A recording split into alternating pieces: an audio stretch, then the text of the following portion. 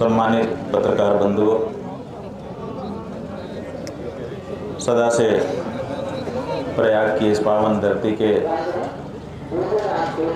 मेला क्षेत्र के शिविरों में हम सब ने आप सबका स्वागत किया है। आज एक बार फिर आपका स्वागत करते हैं। माघ मेला सबसे सही सरल शब्दों में गोस्वामी तुलसीदास जी द्वारा कही गई पंक्तियों से संगठित होता है। माघ मकरगत रवि जब होई, तीर्थ पति आव सब कोई, देव दनुज नर किन्नर श्रेणी, सादर मज्जहि सकल त्रिवेणी। ये जो पंक्तियां हैं, इनमें सादर शब्द महत्वपूर्ण है। सादर मज्जहि, मज्जहि माने स्नान करते हैं। स्नान करने से मतलब नहीं है, सादर आदर सम्मान के साथ स्नान करते हैं। तो यहाँ पर अनादिकाल से सादर आदर सम्मान के साथ स्नान करने की परंपरा रही है।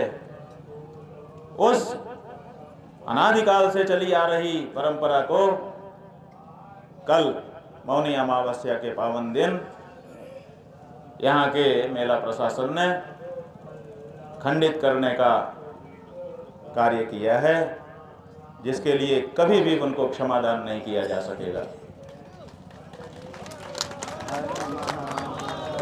यहाँ पर जो आते हैं वो सम्मानित होते हैं,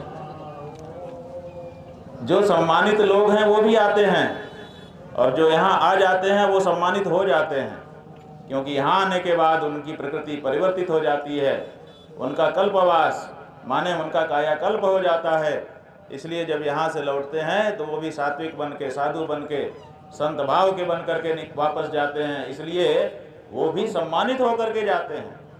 जो असम्मानित है वो भी यहाँ आकर के जब सम्मानित होकर के चला जाता है, तो फिर सम्मानित व्यक्तियों का असम्मान करने का कार्य यहाँ पर बैठा प्रशासन कैसे कर सकता है। लेकिन ये किया गया। एक ही प्रश्न सबके मन में है कि आखिर ये क्यों किया गया। बहुत सारे लोगों ने कल से लेकर के आज तक प्रतिक्रिया व्यक्त की है। अधिकतर लोग ये समझ नहीं पा रहे हैं कि आखिर ये क्यों किया गया होगा। बहुत से लोगों के मन में ये भाव है कि इस समय जो मेला प्रशासन है वो उत्तर प्रदेश सरकार के द्वारा नियंत्रित किया जाने वाला प्रशासन है।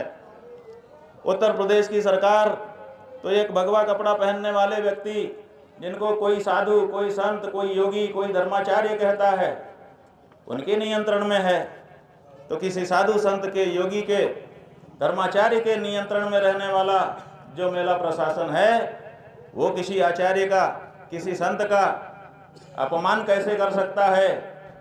ब्रह्मचारियों के, सन्यासियों के, बालकों के, मातृशक्ति के, बुजुर्ग के ऊपर क्रूर प्रहार कैसे कर सकता है। ये एक बड़ा प्रश्न सबके मन में कल से कौंध रहा है। जवाब कोई नहीं दे रहा है।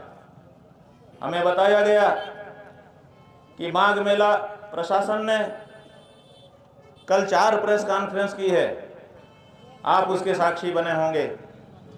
हम जो कह रहे हैं वो सही कह पा रहे हैं, सूचना हमारी सही है कि गलत, ये तो आप ही तय करेंगे। 4 प्रेस कॉन्फ्रेंस एक दिन में की गई है, ये बताने के लिए कि हमने क्या किया है, अपना कारनामा, अपना कीर्ति चक्र प्राप्त करने के लिए। लेकिन क्यों किया, इसका कोई जवाब किसी के पास नहीं है। कहते हैं कि शंकराचार्य जी आए, उनके लोग उद्दंडता कर रहे थे, उन्होंने बैरिकेड तोड़ दिए। पहला आरोप लगाया गया है। सीसीटीवी की फुटेज उन्हीं के कब्जे में है, हमारे कब्जे में नहीं है। उसको अभी तक सार्वजनिक नहीं किया गया है। किया जाना चाहिए था। कल की 4 प्रेस कॉन्फ्रेंस में किसी एक में तो करना चाहिए था। हम अपने शिविर से पुलिस अभिरक्षा में निकले हैं। सबसे आगे इस थाना के जो प्रभारी हैं, जो हमारे पास आए थे, उन्होंने हमको बताया था कि आपको स्नान कराने के लिए हमारी ड्यूटी लगाई गई है, हम आपका नेतृत्व करके चलेंगे। हम उस समय अपने कार्यकर्ताओं की पहचान के लिए, अपने परिवार की पहचान के लिए पीला दुपट्टा बांट रहे थे।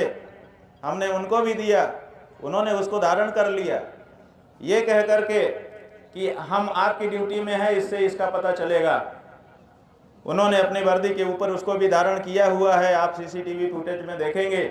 और वो सबसे आगे नेतृत्व करते हुए चल रहे थे, उनके साथ के सिपाही उनके अगल बगल थे, उनके पीछे पीछे हमारा पूरा समुदाय अपने शिविर से निकलने से लेकर संगम तट पर रोके जाने तक उन्हीं के नेतृत्व में चला है। कहीं भी वो पीछे आगे पीछे नहीं हुए। तो जब एक सरकारी अधिकारी स्वयं हमको लेकर के जा रहा है, वही सबसे आगे चल रहा है। जहां बैरिकेड के बात कर रहे हैं, वहां पर भी बैरिकेड पर जो ड्यूटी लगी पुलिस थी, उससे उन्होंने ही बात की है, उन्होंने ही खुलवाया है, और उसके बाद हम लोग आगे बढ़े हैं। तो फिर हमारे ऊपर ये आरोप क्यों लगाया जा रहा है?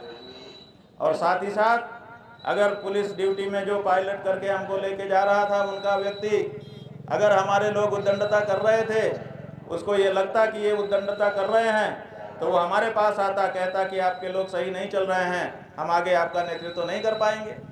लेकिन उसने तो ऐसी कोई शिकायत हमसे नहीं की, वो तो लेके गया। और किसी भी पब्लिक के एक भी व्यक्ति ने कोई शिकायत नहीं की शंकराचार्य जी के कारण हमें कोई दिक्कत है, बल्कि लोग प्रसन्न हो रहे थे, हर हर महादेव के नारे लगा रहे थे, जयकारा कर रहे थे, प्रणाम करके आशीर्वाद प्राप्त कर रहे थे। तो ये आरोप बिल्कुल गलत लगाया गया, भ्रम फैलाने की कोशिश की गई कि शंकराचार्य और उनके लोग उद्दंडता कर रहे थे। बिल्कुल हमने नियमों का पालन किया है, सदा किया है, कल भी किया है और भविष्य में भी करेंगे, क्योंकि हम मर्यादित लोग हैं। अपनी मर्यादा बनाए रखने के लिए कभी भी मर्यादा नहीं तोड़ते हैं। दूसरा, उन्होंने कहा कि इन्होंने परमिशन नहीं ली थी। आप ये बताइए कि गंगा के स्नान के लिए, संगम के स्नान के लिए किसी सनातनी को, किसी साधु को, किसी संत को, किसी धर्माचार्य को, किसी शंकराचार्य को क्या अब परमिशन लेने पड़ेगी? प्रशासन की परमिशन लेगा तब जा करके वो स्नान कर सकता है। ये कैसी बातचीत हो रही है कि इन्होंने परमिशन नहीं ली थी? परमिशन लेकर के स्नान नहीं करेंगे। परमिशन देने का अधिकार किसी को नहीं है। ये माँ हमारी है, हम उसके बेटे हैं। माँ का हमारे ऊपर अधिकार है और हमारा माँ के ऊपर अधिकार है। इसमें परमिशन की कोई बात नहीं है। पिता हमको पैदा करता है, वो भी माँ से बात करने के लिए हमको परमिशन की बात नहीं करता कि जब तुम हमारी पत्नी से बात करोगे तो हमसे परमिशन लोगे। कभी आपने कोई उदाहरण देखा हो तो बताइए। तो माँ बेटे के बीच में ये परमिशन देने वाले कौन लोग आ गए और कैसे ये इस तरह की भाषा बोल रहे हैं? ये माघ का मेला शंकराचार्यों के द्वारा बसाया गया मेला है। यहाँ पर बहुत से लोग अपने पापों के प्रक्षालन के लिए आते हैं, बहुत से लोग पुण्य का उपार्जन करने के लिए आते हैं। शंकराचार्य को न तो पापों का प्रक्षालन करना है और ना ही पुण्य का उपार्जन करना है। पाप का प्रक्षालन इसलिए नहीं क्योंकि उसने कोई पाप किए नहीं है, वो निष्पाप हैं, वो पाप से बच करके रहते हैं। और पुण्य का उपार्जन उनको इसलिए नहीं करना है क्योंकि पुण्य का उपार्जन करके स्वर्ग का भोग भोगने की उनके अंदर इच्छा नहीं है। इसलिए पाप पुण्य दोनों के लिए हम नहीं आए। हम क्यों आते हैं यहाँ पर? हम इसलिए आते हैं कि जब हम आते हैं और आकर के पवित्र डुबकी लगाते हैं तो हमको देखने वाला पूरा सनातनी समाज ये सोचता है कि जहाँ शंकराचार्य जी जाकर के डुबकी लगा रहे हैं, हमें भी वहां पर जाना चाहिए। हमारी डुबकी को देखकर ये करोड़ों जनता यहां पर आई हुई है और आप हमारे रास्ते को रोकते हैं और कहते हैं इन्होंने परमिशन नहीं लिया। अगर बात यह है कि उनको सूचना देने की, हाँ ये परंपरा रही है, हम लोग सूचना देते रहे हैं कि हमारी क्या मूवमेंट है, व्यवस्था करने वाले व्यवस्थापक को पता होना चाहिए। इस दृष्टि से हर माघ स्नान में हम लोग सूचना देते हैं। उस सूचना देने के वो समझते हैं कि हमारी परमिशन ले रहे हैं। बहुत बड़ा भ्रम उनको उत्पन्न हो गया है। हाँ, हम सूचना देते हैं, क्यों? क्योंकि हमारे ही व्यवस्था में वो लगे हैं, ऐसा मान करके उनको सूचित करते हैं, ताकि वो उस अनुसार की व्यवस्था पहले से बनाए रखें। जो सूचना प्रतिवर्ष हमारे शिविर के द्वारा उनको दी जाती है, वो इस वर्ष भी दी गई थी। सीधे कागज ले जाकर के दिया गया, रिसीविंग नहीं देते हैं, इसीलिए व्हाट्सएप के माध्यम से उनको सूचित किया गया। हमारे जो प्रभारी हैं उनका व्हाट्सएप आप लोग चेक कर सकते हैं। 3 दिन पहले से उनको सूचना दी जा रही है, पूरा कार्यक्रम लिख करके दिया जा रहा है कि ये कार्यक्रम है, ये कार्यक्रम है, व्यवस्था बनाइए। और उनकी तरफ से फोन आकर के कहा जाता है कि कोई बात नहीं, कोई बात नहीं। तो हमने तो सूचना दी है। अगर सूचना नहीं दी होती तो भी एक बार आप कह सकते थे कि हमें सूचना तो कम से कम महाराज जी करते, आपकी शब्दावली तो अच्छी रखते। आप कहते हैं परमिशन नहीं लिया। हम कह देना चाहते हैं कि अगर प्रशासन ये शब्दावली वापस नहीं लेता है कि साधु संघ परमिशन ले, तो हम प्रशासन को यहाँ पर काम नहीं करने देंगे भविष्य में। हम गंगा स्नान परमिशन लेकर नहीं करेंगे। वो हमारा जन्म सिद्ध अधिकार है और उस अधिकार को छीनने का अधिकार किसी को नहीं है, ना किसी प्रशासन को है, ना किसी सरकार को है, और ना किसी व्यक्ति को है। बंधुओं, सवाल वही बना हुआ है कि आखिर ये सब क्यों हुआ। वो कहते हैं कि परमिशन नहीं ली, हमने बता दिया। वो कहते हैं कि इन्होंने बैरिकेटिंग तोड़ी थी, हमने बता दिया। अब तो कुछ बचा नहीं।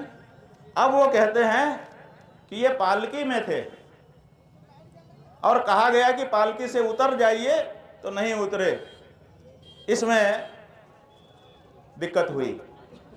तो हम आपको बता देना चाहते हैं कि शंकराचार्य जी जब भी स्नान करने के लिए गए हैं, पूरा इतिहास माघ मेले का विशेषज्ञों को बुला करके बैठाइए, वो पालकी में जाते रहे हैं। ये शंकराचार्य जी का विशेष वाहन है पालकी। इसी पालकी में अपने शिष्यों के द्वारा श्रद्धा पूर्वक ढोए जाते हुए शंकराचार्य यात्रा करते रहे हैं। श्रृंगेरी के शंकराचार्य जी ने विजयनगर साम्राज्य की स्थापना की थी।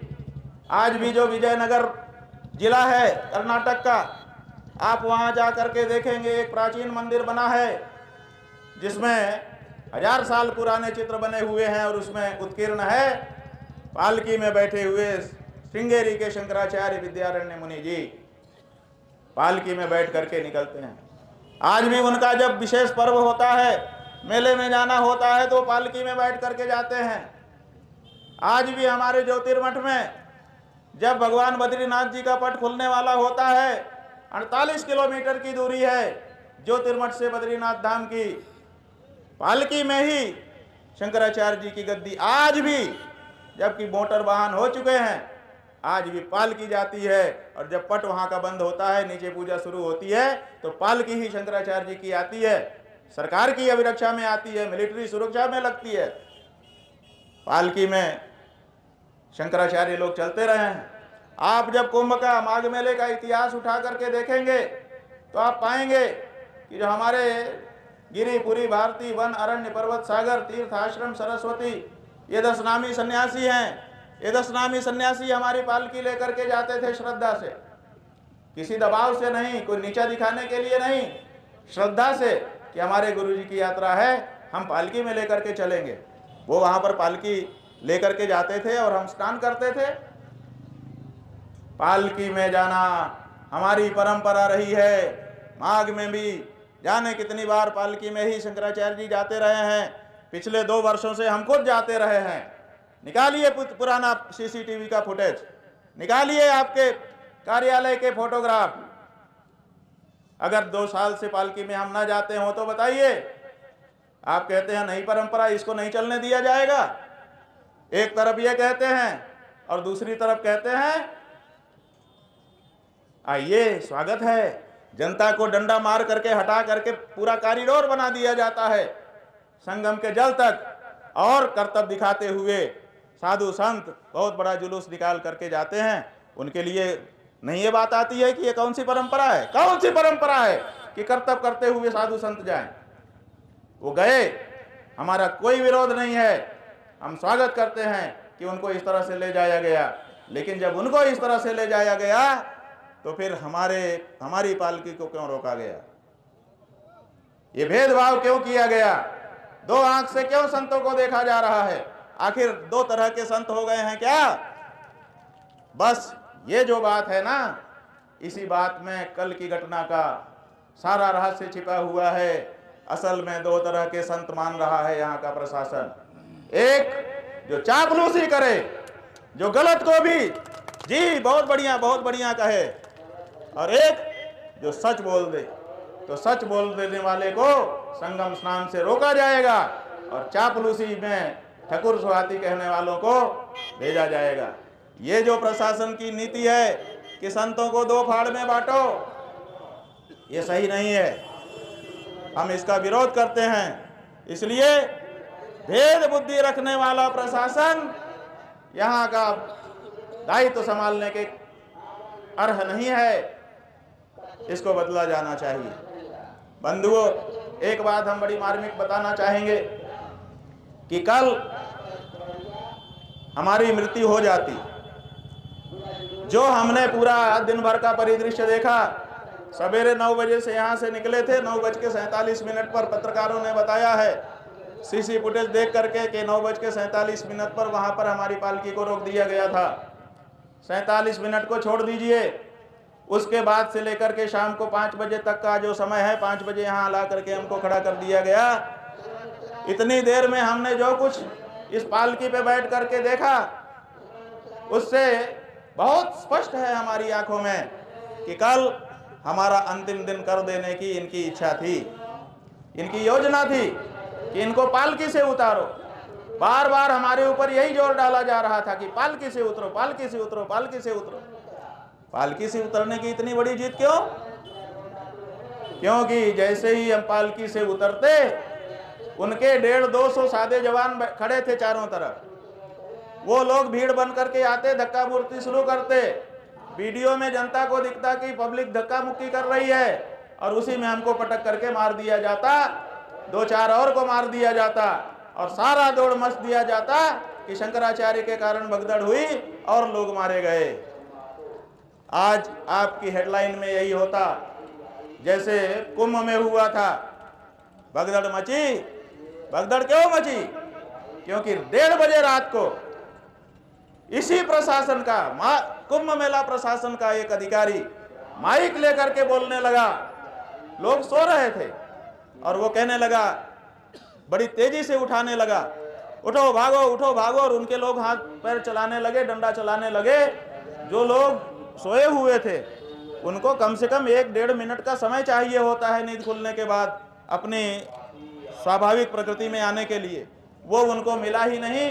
डंडा पड़ते ही से उठे और भागे, और पता चला कि भगदड़ मच गई, जिसके कारण भगदड़ हुई थी और जिसके कारण जाने कितने लोग मारे गए थे। उसके पीछे वो अधिकारी जिसने अनाउंसमेंट किया था, आप में से कई पत्रकारों ने वो वीडियो सार्वजनिक किया था, लेकिन उसकी चर्चा ज्यादा नहीं हुई, वो अधिकारी था। इसी तरह से भगदड़ तो कराई जाती है, कल ये कराने की योजना थी। और इसकी पुष्टि कैसे हुई कि पहले हमको रोका गया, और रोकने के बाद हमारे एक एक व्यक्ति को पकड़ पकड़ करके घसीट करके हमारी आंखों के सामने ले गए। उनमें दंडी सन्यासी थे, हमारे मुख्य शिष्य हैं ज्योतिर्मयानंद जी और प्रत्यक्ष चैतन्य मुकुंदानंद जी।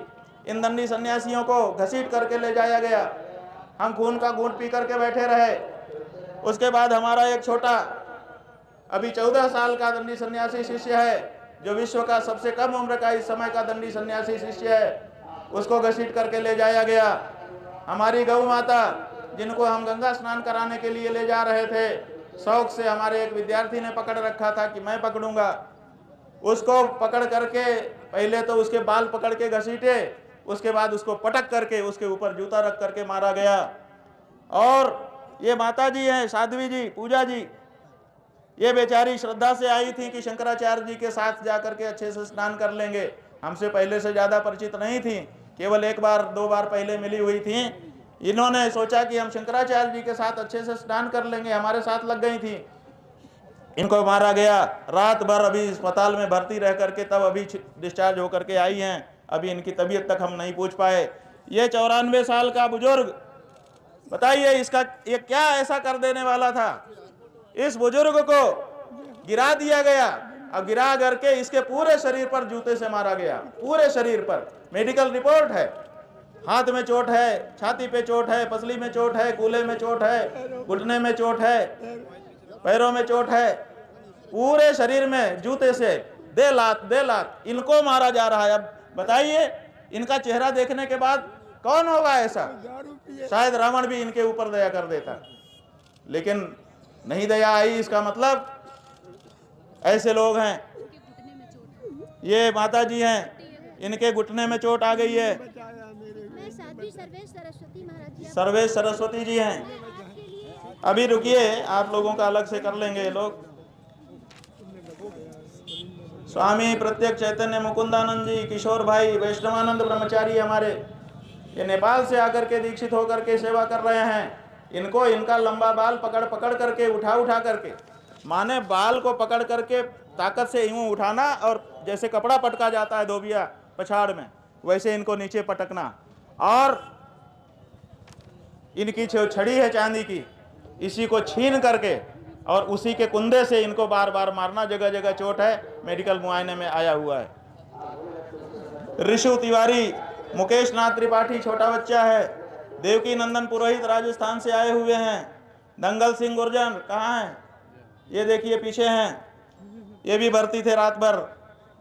अंजू क्षत्रिय 80 साल के बुजुर्ग बाबा ये, और एक कृष्णा नाम का बच्चा।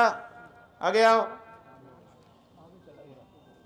ये बच्चा जो है, ये देखिए कितना छोटा बच्चा है, अध्ययन करने के लिए आया है। इसको ले जा करके पीट रहे थे। इसके गले में ये पीला पहचान के लिए दुपट्टा छपा था।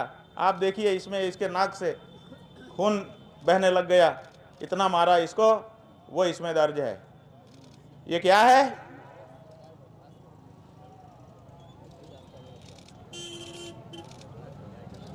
हमारे कुल 35 लोगों को इन्होंने पकड़ लिया, और उसके बाद हम पूरी तरह से अकेले हो गए।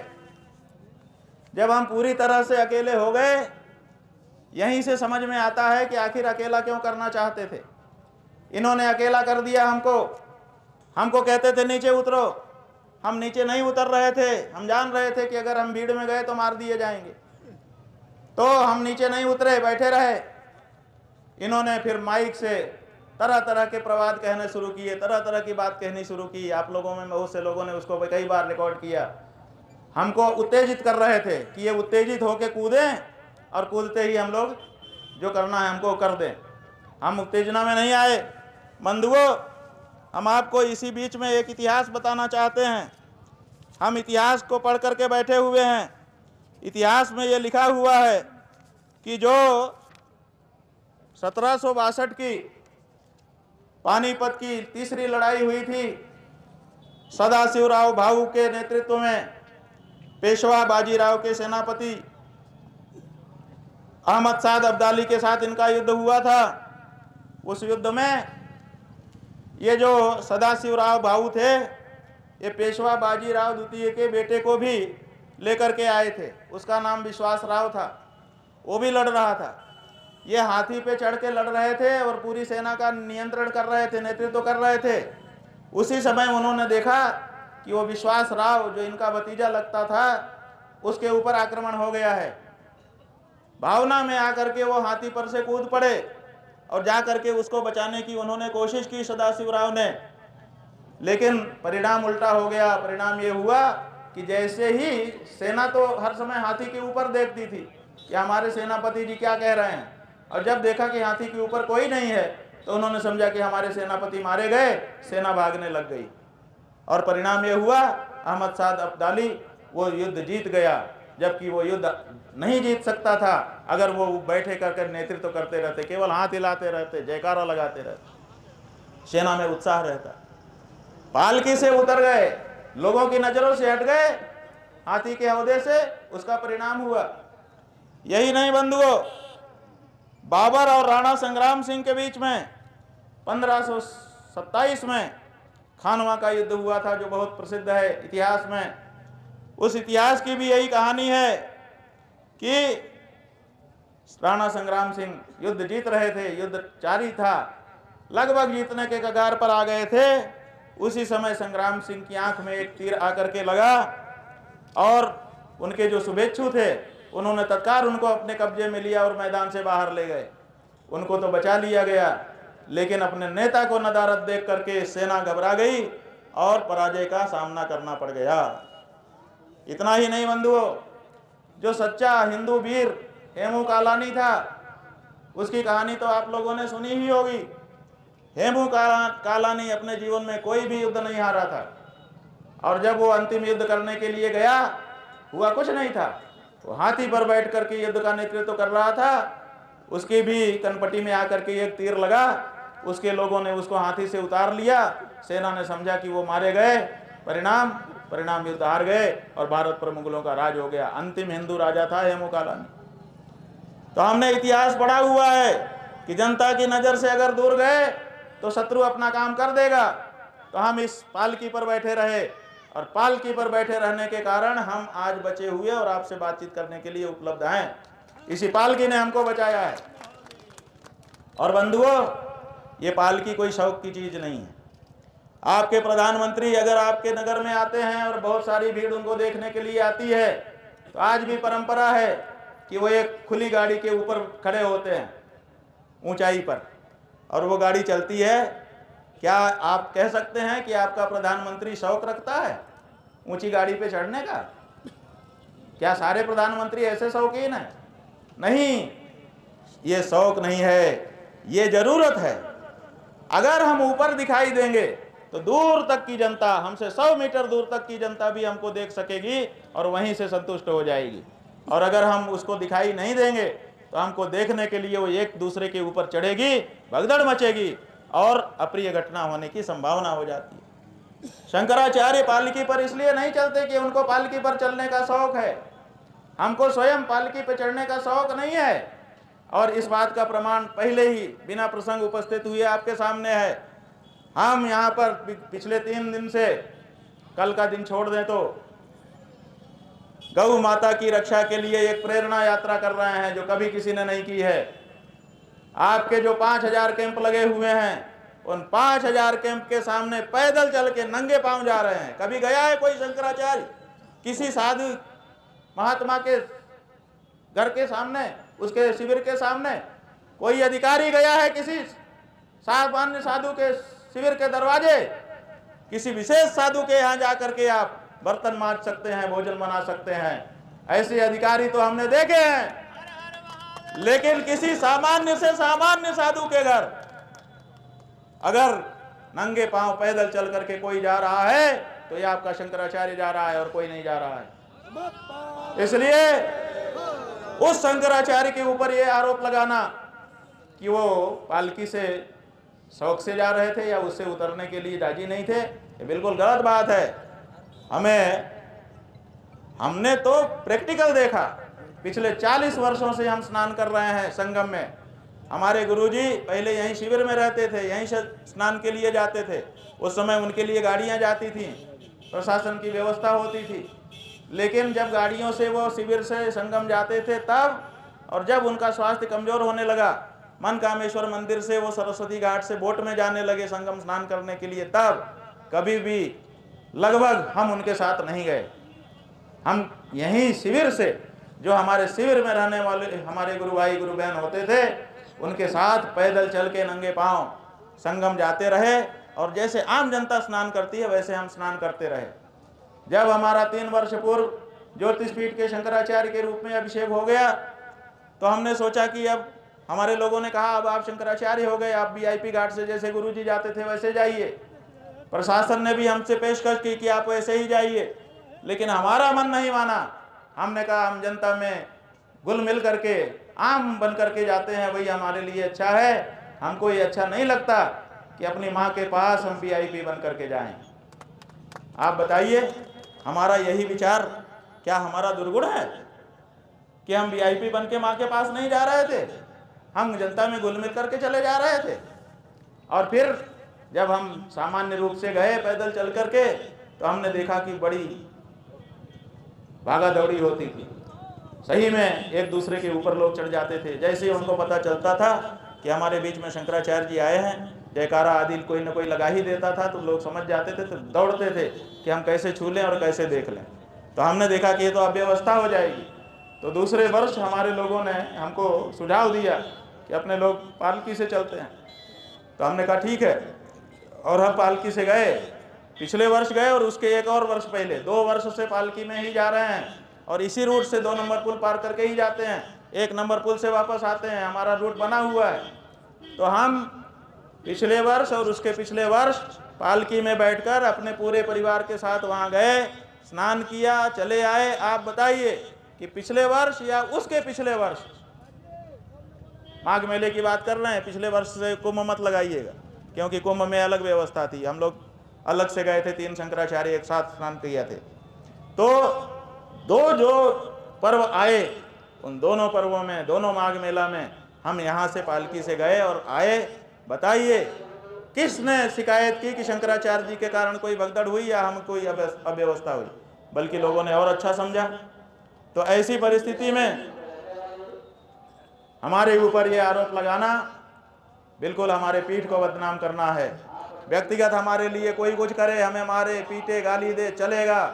मान अपमान दोनों को हम बराबर रखते हैं, लेकिन हमारे पीठ को कलंकित करने का, हमारी परंपरा को कलंकित करने का कोई प्रयास करेगा तो हमसे कठोर दूसरा कोई नहीं होगा। हम इसको स्वीकार नहीं करते। हमारे अंदर स्वयं का बल तो कम है, हमारी परंपरा का, हमारे गुरुओं का बल ज़्यादा है। इसलिए उनके सम्मान की रक्षा करना भी हमारा एक कर्तव्य है। तो वो हम तैयार हैं, उसको करते हैं। तो हम ये बता रहे थे कि इसी पालकी ने हमारा संरक्षण बंधुओं किया है। और जहाँ तक यहाँ बैठने की बात है, यहाँ हम अपने मन से नहीं बैठे हैं। आज हमको लोगों ने बताया कि आप अखबार वालों ने रिपोर्टिंग की है, जितना आपको समझ में आया होगा आपने रिपोर्टिंग की है। हम थोड़ा सा सही कर देना चाहेंगे। आपने ये लिखा है उनके द्वारा बताए गए के अनुसार कि शंकराचार्य जी आए, उनको रोका गया, वो पालकी से नीचे उतरने को तैयार नहीं थे। हमने कहा कि परंपरा नहीं है। फिर जिच हुई और उसके बाद उनके लोगों को लोगों ने वो किया, अलग किया, फिर वो चले गए। ऐसा उनका वक्तव्य है। हम चले नहीं गए, क्योंकि हम चल नहीं सकते थे। हमारी पालकी जब तक कोई ढोता नहीं हो सकता था। तो जब हमारे लोग थे ही नहीं तो हमारी पालकी कौन ढोता? तो हमको शादी वर्दी में जिनकी कमर में पिस्टल लटके हुए थे, ऐसे जवान 25-30 आकर के घेर लिए, और फिर उनमें से कुछ लोगों ने हाथ लगाया हमारी पालकी को ले जाने के लिए। आप लोगों में से कई लोगों ने रिकॉर्डिंग भी की है। हमने उनसे पूछा कि भाई तुम कौन हो, पहले बताओ, और कहाँ ले जा रहे हो बताओ। तो वो पीछे हो गए।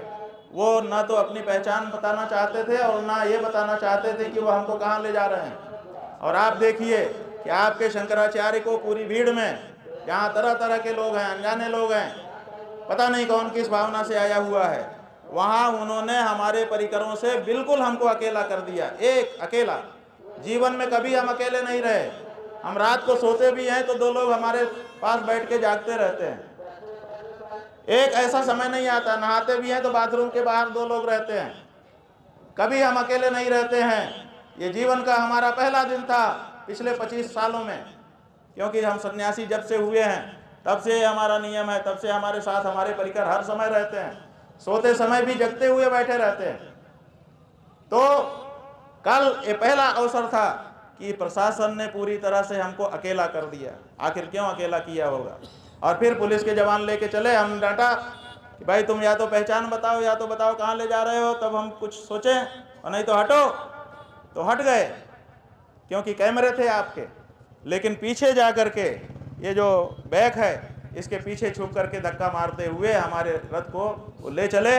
पहले तो वो ले करके गए किला पर, जहाँ किला की दीवार है, और वहाँ ले जा करके एक ढाल पर खड़ा कर दिया, आधे ढाल पर, और उसके बाद गायब हो गए सब लोग। हमने देखा कि अब कोई आगे भी नहीं ले जा रहा है, कुछ हो नहीं रहा है। हमने पूछा भाई क्या बात है? कोई कुछ बोलने को तैयार नहीं। पब्लिक आ गई, वो प्रणाम आदि करने लगी।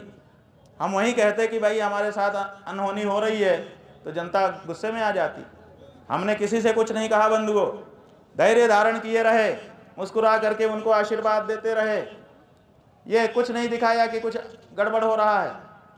लोग प्रणाम करते रहे, घेरे रहे।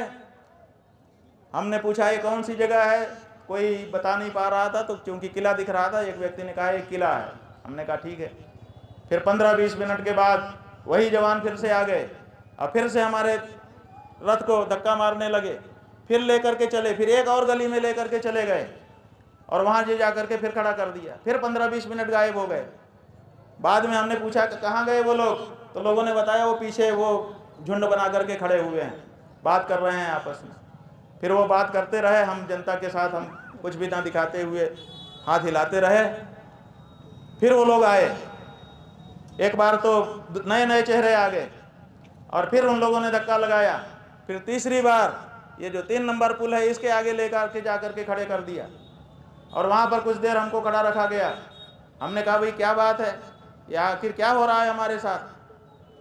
तो उन लोगों ने बताया तो कुछ नहीं, लेकिन धक्का पीछे से मारते रहे, कभी कभी जनता के ऊपर चढ़ा देते थे। जनता के ऊपर चढ़ा देते थे तो हमको यही लगता था कि वो चाहते हैं कि जनता के ऊपर जब चढ़ा देंगे तो जनता उग्र हो जाएगी, तो इनको खींच के पटक देगी। हम राम राम कहते हुए बैठे थे अपनी पालकी के ऊपर कि हे प्रभु आप ही रक्षा कर सकते हो, और भगवान रक्षा करते रहे। करते कराते ला करके 5 बजे शाम यहाँ हमको छोड़ दिया। जैसे उन्होंने किया था, हमने इस पालकी को सीधा भी नहीं किया, जैसे उन्होंने छोड़ा हमने कहा क्या बात है, कहाँ जा रहे हो? बोले यहीं तक हमको आदेश था। हमने कहा तो इसका मतलब तुम आदेश चलाए? तो फिर कुछ नहीं बोले। एक उसी में से आया, बोला क्या करूं, नौकरी है। हमने कहा भाई ठीक है तो करो नौकरी। नौकरी करने के लिए कहे, तुम अपनी माँ का हत्या करने कहे तो कर दोगे? चुप हो गया, क्या कहता वो भी बेचारा, चला गया। उसके बाद हमने सोचा हम क्या करें। हम अपने शिविर से प्रातःकाल 9 बजे भगवान की पूजा अर्चना करके, दंड का तर्पण करके, बड़ी प्रसन्नता के साथ संगम स्नान के लिए निकले थे। संगम स्नान हमारी अभिलाषा था। संगम स्नान हमको अगर नहीं करने दिया गया तो अब अमावस्या तिथि जब तक नहीं होती है तब तक तो हम जहाँ हैं वहीं बैठे रहेंगे। तो सवेरे 7 बजे लघु शंका गए थे हम, उसके बाद मौका नहीं लगा था। रात को 1 बजे अमावस्या पूर्ण हो रही थी। रात को 1 बजे तक 18 घंटे हम इसी आसन पर बैठे रहे। ना तो अन्न का एक दाना खाया, ना तो एक बूंद पानी पिया, और ना लघु शंका के लिए उतरे। 18 घंटे इस तरह से हमको संयम बांध करके बैठने के लिए किसने मजबूर कर दिया, क्यों मजबूर कर दिया? आप में से बहुत से लोगों ने लिखा कि शंकराचार्य जी धरने पर बैठ गए। बिल्कुल गलत बात है, हम कोई धरने पर नहीं बैठे हुए हैं। आप में से कुछ लोगों ने लिखा कि अनशन पर बैठ गए।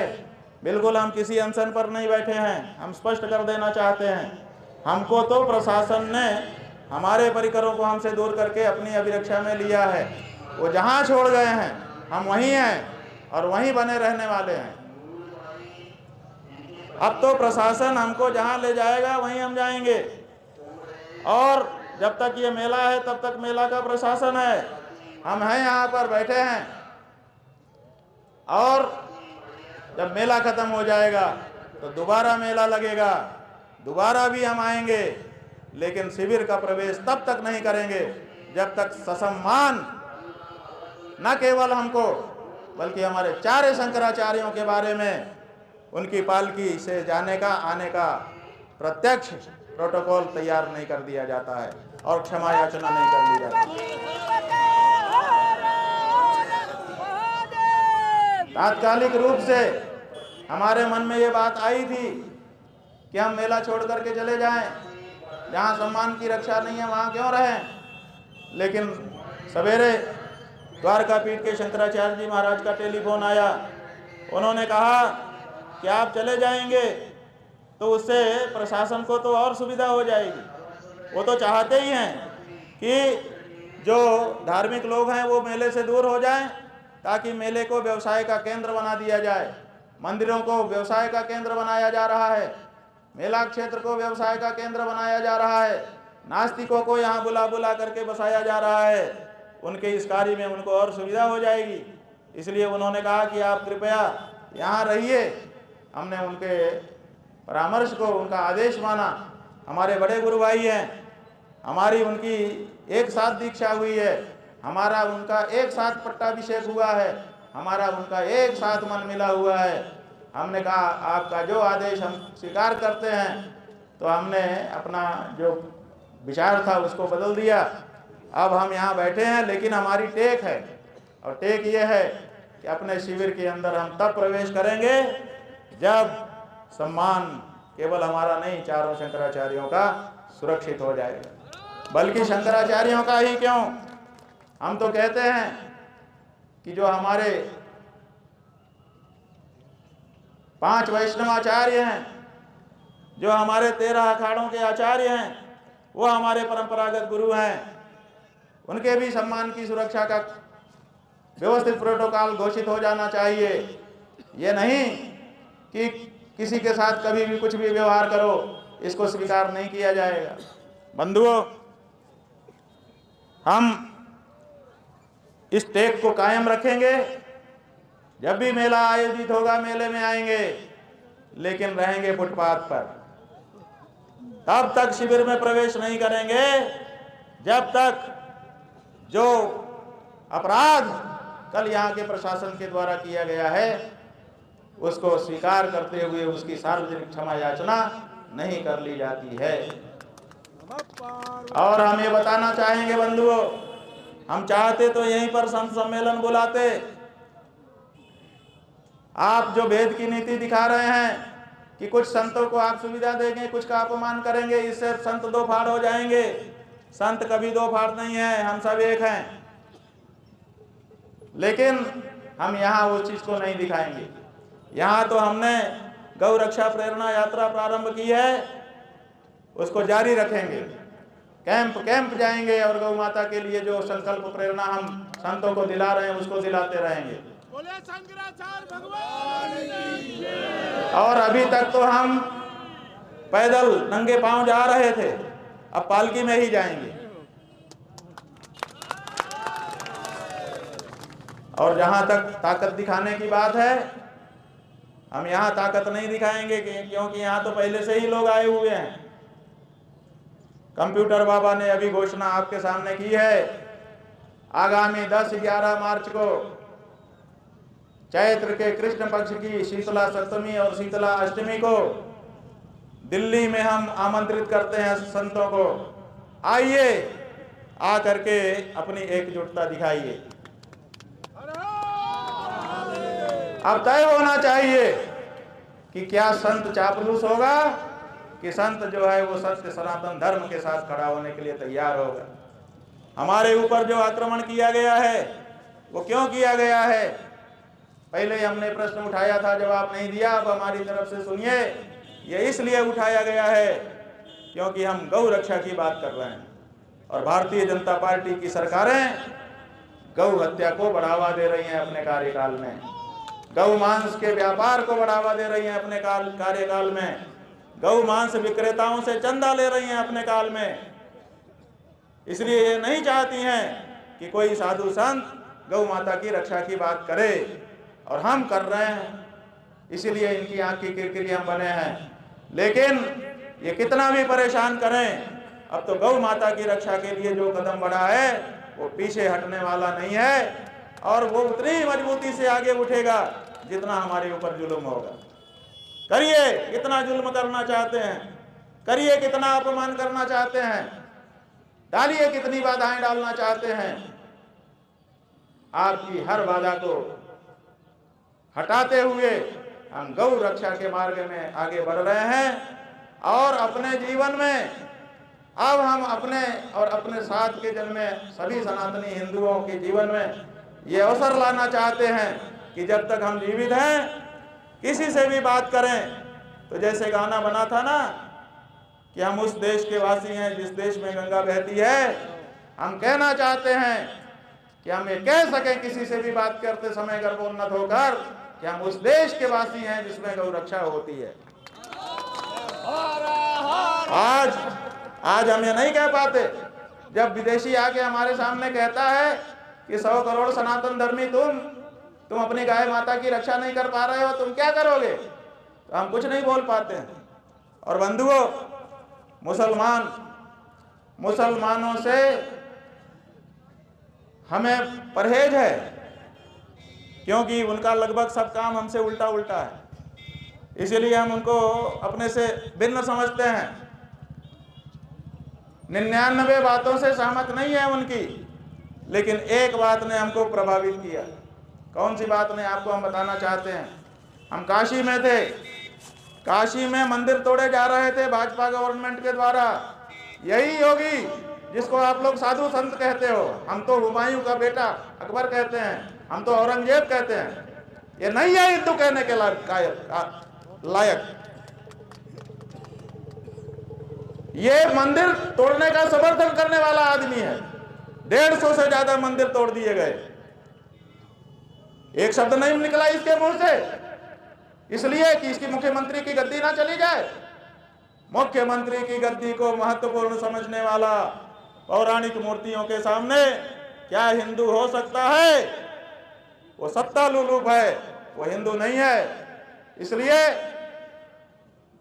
हमने आवाज उठाई कि भाई ये गलत हो रहा है, ये ठीक नहीं हो रहा है। और हम निकले, हमने आह्वान किया कि जो हमारे साथ आना चाहते हैं वो निकलिए। काशी की हर गली में बंधुओं हम गए, 750 किलोमीटर की यात्रा हमने गली गली में की।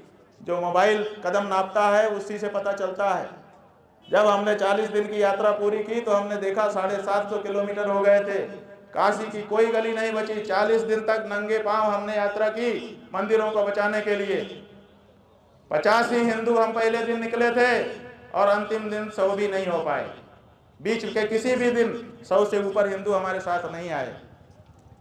नए जरूर आए लेकिन पुराने हट गए, ये कह करके कि हमारे ऊपर दबाव आ रहा है, हम नहीं रह पाएंगे आपके साथ। हमने कहा बिल्कुल हट जाओ, हम तुमको खतरे में नहीं देखना चाहते हैं। फिर कुछ नए आए, लेकिन 100 से ऊपर कभी नहीं हुए 40 दिन में एक दिन भी। ये हमने हिंदुओं तुम्हारी हालत देखी है। और फिर उन्हीं मंदिरों को तोड़ने के समय में, जिसको वो लोग मस्जिद कहते हैं, हम तो नहीं मानते उसको मस्जिद, ज्ञानवापी का हमारा मंदिर, एक बुलडोजर रात को काम कर रहा था 10 बजे, उसका जो पंजा है वो ऐसे घूमा मंदिर तोड़ते तोड़ते, और वो ऐसे घूम के कहीं मलबा रख रहा था और ऐसे आ रहा था, मस्जिद की 3 ईंटें गिर गई उससे। वो तथाकथित मस्जिद, उसकी 3 ईंटें बंधुओं गिर गई। असली कहानी बता रहे हैं। 10 बजे ये घटना हुई, 11 बजे 10,000 मुसलमान उस जगह को घेर चुके थे। 11 बजे 10,000 मुसलमान। और नरेंद्र मोदी को, आदित्यनाथ योगी को मां बहन की गालियां बाकायदा रिकॉर्डिंग पर आप लोगों के कैमरों के सामने आईडी लगा करके दे रहे थे। वो सब प्रसारित भी हुआ। वहीं से हमने देखा किसी एक के ऊपर FIR नहीं हुई, और सवेरे 4 बजते बजते सारे अफसर आ गए और आ करके उन्होंने हाथ पैर जोड़ लिए और 3 ईंटों को सीमेंट लगा करके जहां का तहां सेट कर दिया। धन्य है मुसलमान, कम से कम अपने धर्म स्थानों की रक्षा के लिए वो घर से निकलता तो है। और धिक्कार है उन कायर और नकली हिंदुओं से जो अपने आप को हिंदू कहते हैं और गौ माता के मांस को बिक्री करके उसके चंदे से राजनीति करते हैं और अपने आप को हिंदू नेता कहते हैं। हम तो कहेंगे, मार डालोगे ना, मार डालो। ये धरती खाली नहीं रहती है, कोई न कोई फिर पैदा हो जाएगा और तुम्हारी नाक में फिर नकेल कर देगा। ये सत्य मरता नहीं है, व्यक्ति को मार करके सत्य को नहीं मार सकते। हमने बार बार आवाज उठाई है, आज भी उठा रहे हैं, आगे भी उठाएंगे। तुम्हारे द्वारा किए जा रहे इस अपमान से हम परेशान नहीं हैं। हमको तो आप मौका दे रहे हो, हमारा जितना अपमान करोगे उतना हमको मौका मिलेगा अपनी बात कहने का। इसलिए इस बात पे विचार करो। अब बंधुओं, हम अंतिम बात बताएंगे, उसके बाद विराम लेंगे। और वो अंतिम बात यह है कि हम परिचय कराना चाहते हैं आपका। अभी तक आपने जिन लोगों का परिचय अलग ढंग से देखा है, अब उनका परिचय करा रहे हैं। ये देखिए, एक चित्र है, ये एक महिला का चित्र है। सौम्या अग्रवाल, कमिश्नर प्रयागराज। अगर गलत हो तो सुधार लीजिएगा, क्योंकि हमको जैसा बताया गया उसके आधार पर हम कह रहे हैं। सौम्या अग्रवाल, कमिश्नर प्रयागराज, ये यहाँ की कमिश्नर हैं, मंडल अध्यक्ष हैं, बड़ी पदाधिकारी मानी जाती हैं। डीएम भी इनको रिपोर्ट करता है। अगर ये चाहती तो ये मौके पर मौजूद थी, हमने इनको सामने खड़ी हुई देखा था। ये चाहती तो सम्मानजनक तरीके से, अगर समस्या उत्पन्न भी हो गई थी, वैसे तो उत्पन्न ही नहीं करना चाहिए था। अगर मातहतों ने उत्पन्न कर दिया था तो बड़ा अधिकारी वहाँ पर मौजूद है, तो उसका ये कार्य है कि वो उसको संभाले। लेकिन 2-2.5 घंटे तक वहाँ पर हमारे लोगों को मारा पीटा जाता रहा और ये सबकी खड़ी होकर के गवाह बनती रही। ये कमिश्नर बनेंगी, बनाए रखो, तुम्हारी प्रिय होंगी, लेकिन हमारी आंखों से गिर गई। हम नहीं समझते कि ये कमिश्नर बनने लायक। इनका अपराध हम जो समझते हैं, प्रेस को भ्रामक और असत्य जानकारी देना, जो कि अब रिकॉर्डिंग पर है। हम बता देंगे कि कमिश्नर जैसे पद पर बैठ करके ये झूठ क्यों बोल रही है, और झूठ बोले भी क्यों ना, जब उत्तर प्रदेश का मुखिया ही झूठ बोलता है। कुंभ में इतनी भगदड़ बनी, इतने गरीब मारे गए, वो कहते हैं कोई घटना नहीं हुई, अफवाह पर ध्यान मत दें, अफवाह पर ध्यान मत दें। जब मुख्यमंत्री झूठ बोल सकता है तो उसका कमिश्नर झूठ बोले, इसमें क्या समस्या है? तो इन्होंने झूठ बोला, भ्रामक जानकारियां आपको दी और स्वयं उपस्थित रहते हुए भी सम्मानजनक तरीके से समस्या का निदान नहीं किया। इनका दोष हम समझते हैं। ये दूसरा चित्र देखिए, ये एक चित्र है। इस चित्र में नाम लिखा है मोहित गुप्ता, गृह सचिव। ये उत्तर प्रदेश गृह मंत्रालय के सचिव के स्तर का व्यक्ति है। कितनी बड़ी इसकी पदवी है, पूरे प्रदेश के मामले देख सकता है। ये स्वयं सादे ड्रेस में, ये फोटो जो है ये इंटरनेट से निकाला है, इसलिए इसमें वर्दी में है। ये सादे ड्रेस में एक बहुत अच्छा सा कोट पहन करके खड़ा था वहां पर, और हैंडसम लग रहा था, देखने में बहुत अच्छा लग रहा था। हमको सबसे पहले इसी ने आकर्षित किया अपनी ओर, क्योंकि जितने लोग खड़े थे उसमें सबसे हैंडसम यही लग रहा था। और फिर हमने क्या देखा, पहली बार हमने अपनी नज़रों से बहुत सारे वाकये हम भी देख चुके हैं, पुलिस को भी देख लिया है, मार पिटाई भी देख ली है, पुलिस ने हमको भी 15 में मारा था वो भी देख लिया है, सब कुछ देखा है हमने, अनुभवी हम भी है थोड़े थोड़े। लेकिन हमने ये नहीं देखा कि कोई बड़ा अफसर स्वयं अपने हाथ से बालकों को, दंडी सन्यासियों को, बच्चों को मार रहा हो। और हमने ये देखा कि ये गृह सचिव अपने हाथ से उनके गले को पकड़ करके और ये जो कोहनी है इससे मार रहा था। कभी ऐसे करके मार रहा था, कभी ऐसे करके मार रहा था। हमने तो, हमारे पास कैमरा नहीं होता है, वीडियो नहीं बनाया है, आंखों में हमारे वीडियो बना हुआ है, कभी नहीं भूलेगा। ऐसा भी नहीं है कि वीडियो नहीं बना है, बहुत सारे लोगों ने वीडियो बनाया भी है। और आज तक का जो चैनल है, आज तक के चैनल ने जो पहला वीडियो प्रसारित किया है उसमें वही व्यक्ति मारते हुए दिख भी रहा है। ऐसा नहीं है कि हम झूठ बोल रहे हैं। ये गृह सचिव है। और जिन लड़कों को हमारे अंदर ले जाके मारा पीटा गया था उसकी कहानी हम बता रहे हैं। उन्हें बताया कि ये लगातार टेलीफोन में किसी से संपर्क में था और कहता था कि मार दिया है, ठीक कर दिया है। और फिर ये भी कहा एक बार कि बॉस कह रहे हैं कि बाइट, मतलब यहाँ के अफसरों की बाइट चाहिए थी ऊपर किसी को। इसका मतलब ये सारी घटना वहाँ से लाइव हो रही थी और निर्देश, जैसे अमेरिका का राष्ट्रपति लादेन के पकड़ते समय अपने यहाँ बैठ करके निर्देश दे रहा था, ऐसे ही कल की घटना में भी कोई था जो अपने कमरे में बैठ करके निर्देश कर रहा था। अमेरिका तो कमरे की वो तस्वीरें जारी करता है, क्या भारत जारी करेगा? क्या भारत के मीडिया में इतना दम है कि इस बात को पकड़ सके? शायद नहीं है।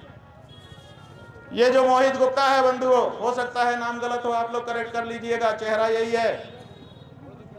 ये जो व्यक्ति है, बताया लोगों ने कि आदित्यनाथ जी का विशेष सचिव है।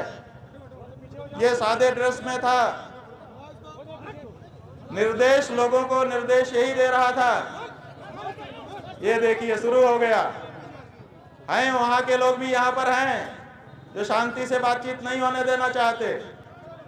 सब जगह उन्होंने भेज रखा है, पकड़ लो इस व्यक्ति को, अलग कर दो, ताकि इसको ये आरोप लगाने का मौका ना मिले कि हम शंकराचार्य जी के यहाँ गए थे, हमारे साथ कुछ हो गया। क्योंकि ये इसीलिए आया है कि सारे कैमरे उधर मुड़ जाएं और मामला केवल यही हाईलाइट कर दिया जाए। ये देखो वो खोल लिया उन्होंने, हाँ ये देखो सबके मुड़ गए। हम जानते हैं एजेंडा आपका क्या है। पुलिस खड़ी है, उसको कोई दिक्कत नहीं है सब होने में। क्यों? क्योंकि वो तो एजेंडे पर है। ये जो व्यक्ति है यही निर्देश दे रहा था, और बच्चों को स्वयं इसने मारा, हमने स्वयं देखा। और ये कह रहा था, डरा रहा था तरह तरह के शब्दों से, और कह रहा था कि तुम लोग अभी कम उम्र के हो, जिंदगी खराब कर देंगे। ये धमकी दे रहा था ये व्यक्ति। ये पुलिस है कि गुंडा है? उसके बाद एक और चेहरा आपको दिखा रहे हैं, ध्यान से देखिए। ये एक चेहरा है, ये एक चेहरा है।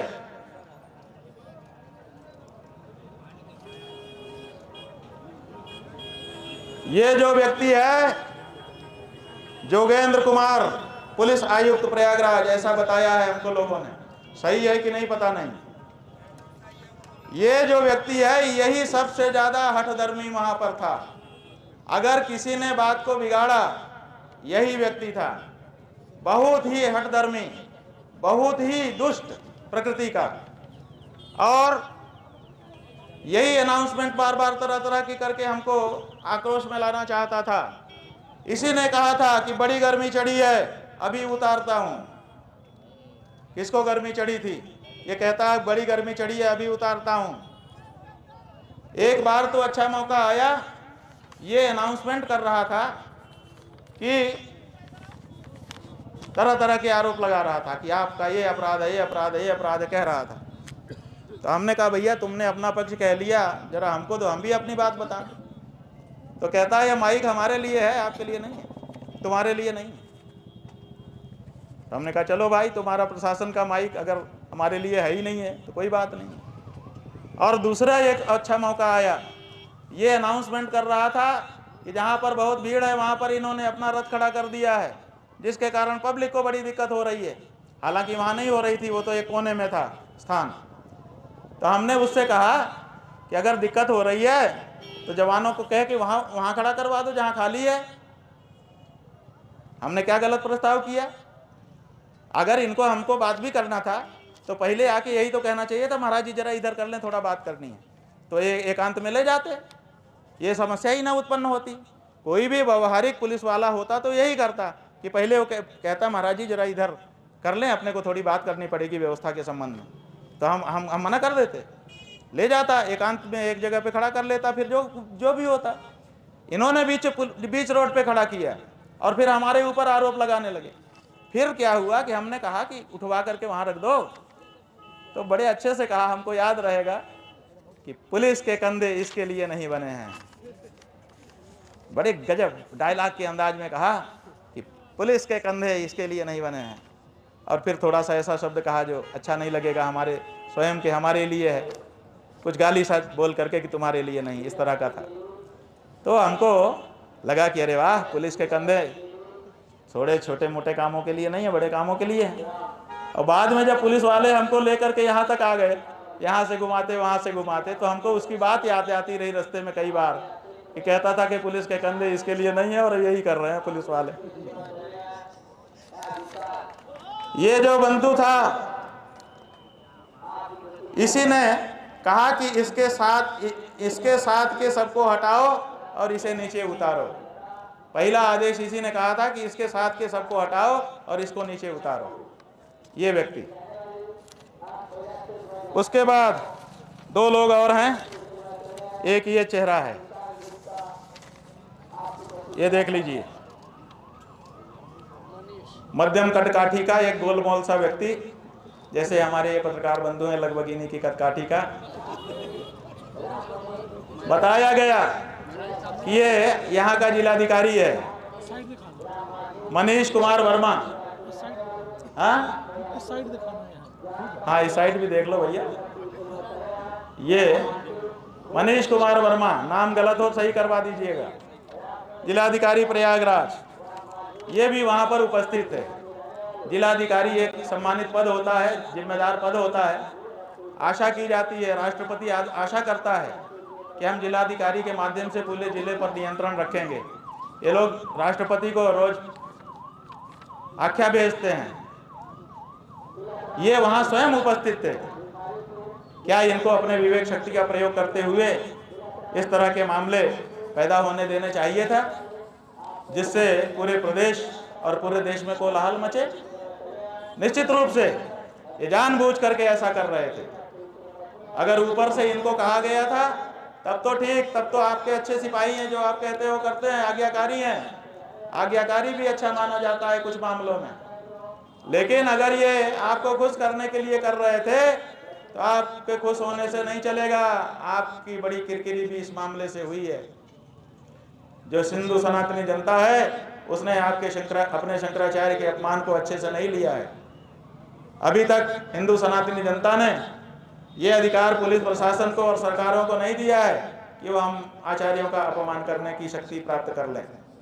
तो इनकी गलती यह है कि प्रेस में इन्होंने असत्य बातें, भ्रामक बातें फैलाई और मौके पर मौजूद रहने के बावजूद इन्होंने ऐसा कोई उपाय नहीं किया जिससे ये घटना इतनी बड़ी ना बनती, बात का बतंगड़ ना बनता। और बंधु, अब जो चित्र हम दिखा रहे हैं, जैसे किसी मैच में मैन ऑफ मैच होता है, मैन ऑफ द मैच, जैसे किसी फिल्म में खलनायक होता है, समझ लो वो चित्र हम दिखा रहे हैं। ये देखिए, ये व्यक्ति, ये जो व्यक्ति है, ये असली व्यक्ति है। इसी ने सबसे पहले आके हमारा रथ, हमारी पालकी रोकी। इसी ने जब अंदर हमारे शिष्य ले जाए गए पुलिस द्वारा पकड़ के घसीट के, इसी ने उनको सबको मारा। अगर ये लोग चोटिल हैं, जितने लोग चोटिल हैं लगभग सब इसी की मार से चोटिल है। यही सबको मार रहा था अंदर जाके। जो ले जाया जाता था उसी को ये मारता था और बेरहमी से मारता था। इसका नाम बताया है, पहले बताया शक्ति और बाद में बताया कि कोई विनीत सिंह है। ये सीओ पद पर बताया जा रहा है। चेहरे से ही आप लोग जान जाएंगे, अगर जानते हो तो बता दीजिए, नहीं तो कोई बात नहीं है, चेहरा तो पक्का यही है। ये जो व्यक्ति है यही मारपीट कर रहा था, बुरा बर्ताव कर रहा था, मुंह से गालियां निकाल रहा था और सबसे बड़ी बात, इसने लात से मारे, इसने घूंसा मारा, इसने गिरा करके मारा, इसने छड़ी छीन करके हमारे ब्रह्मचारी की उस छड़ी से इनको मारा। इसने धमकी दी कि तुम्हारी जिंदगी खराब कर देंगे और ब्रेन वॉश भी किया। हमारे एक दंडी सन्यासी को कहा कि ये डंडा लेकर के क्या घूम रहे हो, कुछ पढ़ो लिखो, बर्बाद हो जाओगे। ये कौन होता है ये बताने वाला किसी को कि कौन कैसे बर्बाद होगा और कौन कैसे? क्या इसके लिए इसको यहाँ पे खाकी कपड़ा पहना करके भेजा गया है कि ये सन्यासियों को उपदेश दे? हमने किसकी जिंदगी बर्बाद की है बताएं? क्या गोविंद पादाचार्य जी, शंकराचार्य जी को जीवन को बर्बाद कर दिए? 8 साल की उम्र में उन्होंने सन्यास उनको दे दिया था। बताइए, आदि शंकराचार्य को 8 साल की उम्र में सन्यास देने वाले गुरु गोविंद पादाचार्य जी क्या शंकराचार्य के जीवन को बर्बाद कर रहे थे? क्या शंकराचार्य जी पढ़े लिखे नहीं? क्या उनको पूरा संसार विद्वान नहीं मानता है? केवल पे पुलिस में भर्ती होकर के और ऐसे काम करने वाला वही विद्वान होता है? ये हमारे लड़कों का हमारे विरुद्ध मानसिक परिवर्तन करना चाहता है। ये असली खलनायक था। एक वो जिसने रोका, एक ये जिसने लोगों को मारा पीटा और चोट पहुंचाई। बहुत बड़ा अपराध किया है इन्होंने। सब लोगों की मेडिकल हो गई है, 3 लोग भर्ती थे, उनका प्राथमिक उपचार हुआ है, अभी और उपचार चलेगा। ये हमारे 94 वर्ष के महात्मा, इनको हम जानते भी नहीं हैं, ये तो भीड़ में कहीं से सम्मिलित हो गए थे। हमारा ये पीला दुपट्टा बांध लिया था गले में इन्होंने मांग के, यही इनका दोष है। कहाँ से आए हो? मध्य प्रदेश से आए, पिपरिया से। पिपरिया हमारा कार्यक्रम था, वहाँ इन्होंने हमको देखा होगा तो आ गए। अब ये जो है ये मार खा के पड़े हैं। सब लोगों की मेडिकल रिपोर्ट सब तैयार हो गई है। पुलिस हमारी रिपोर्ट लिखेगी नहीं, हमने ईमेल से उनको रात को भिजवा दिया है। हमको पता है कि वो नहीं लिखेंगे, बायस्ड हैं। एक बात हम जरूर यहाँ कहना चाहेंगे कि जो बिना स्टार की पुलिस, जो 1 स्टार 2 स्टार और 3 स्टार वाली पुलिस वहाँ थी, उसमें से अधिकांश बड़े विनम्र थे और वो परिस्थितियों से दुखी दिखाई दे रहे थे, उनके चेहरे हम देख रहे थे। ये जितना काम हो रहा था बड़े बड़े लोगों के द्वारा हो रहा था। उसके बाद वाली जो रैंक थी वो सब इस दृश्य को देख करके मर्माहत दिखाई दे रहे थे, उनके चेहरे पे एकदम दुख दिखाई दे रहा था।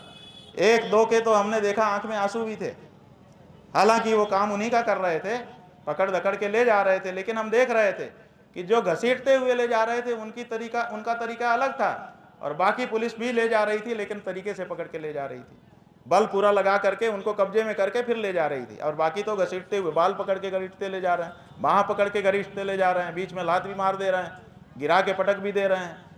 लेकिन जो नीचे रैंक की पुलिस थी, इसलिए कभी कभी लगता है कि भगवान बहुत बड़ा ना बनाए, क्योंकि बहुत बड़ा बनने में बहुत पापी बनना पड़ता है। कल हमने देखा, तो खैर जो हमने देखा था हमने वो आपको बता दिया, जो कल की घटना थी वो हमने बता दी। हम चाहेंगे कि प्रशासन की ओर से, जनता की ओर से जो भी प्रश्न हो विस्तार से आप हमसे एक एक करके पूछ लें, कोई भी प्रश्न निरुत्तरित नहीं होना चाहिए। इस प्रेस कॉन्फ्रेंस से सबके प्रश्नों का उत्तर हो जाना चाहिए। और अंत में हम यही उपसंहार करते हुए कहना चाहेंगे कि हमारा मन हो गया था कि हम यहाँ से चले जाएं, लेकिन मन में एक दुविधा थी कि प्रयाग क्षेत्र का कैसे परित्याग करें। दुनिया छोड़ करके तो धर्म क्षेत्र में आए, अगर धर्म क्षेत्र को छोड़ेंगे तो कहाँ जाएंगे, और साथ ही साथ गंगा जमुना को कैसे छोड़ा जा सकता है, संगम तीर्थ को कैसे छोड़ा जा सकता है, प्रयागराज को कैसे छोड़ा जा सकता है, वेणी माधव को, मनकामेश्वर को, भरद्वाज ऋषि को कैसे छोड़ा जा सकता है। तो आज द्वारका के शंकराचार्य जी महाराज ने हमको टेलीफोन करके रास्ता बता दिया। उन्होंने कहा कहीं मत जाओ, अगर तुम्हारी टेक है कि तुम शिविर में तभी घुसे हुए जब सम्मान जो छीनने का प्रयास किया गया है उसको प्रशासन रिस्टोर कर दे, तो ठीक है। जब तक ये नहीं हो जाता है तब तक फुटपाथ पर रहो, कोई दिक्कत नहीं है, लेकिन प्रयाग में रहो और जो गौ रक्षा के लिए प्रेरणा यात्रा तुमने शुरू की है उसको पूरा करो।